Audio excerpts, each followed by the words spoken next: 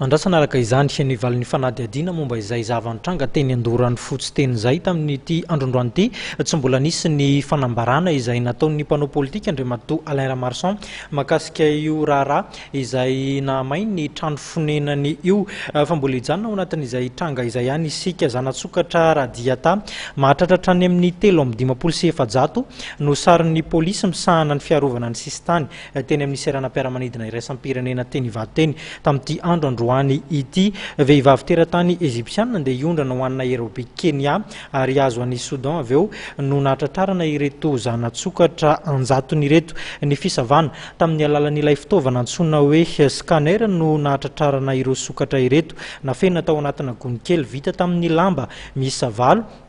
ary nijina tao anatina valizy miisa 2 ireto zavaboary ireto zany ny sokatra ny marimarina kokoa ny polisy-pirenena moa dia mampatsiahny rehetra fa voarara amin'ny lalàna ny fanondranana sokatra izay tafiditra ao anatin'ny zavamananaina biby arovana fatratra ary ahina ho lany tamingana eto Madagasikara misy ny sazy miatra ho an'ireo izay minimanao izany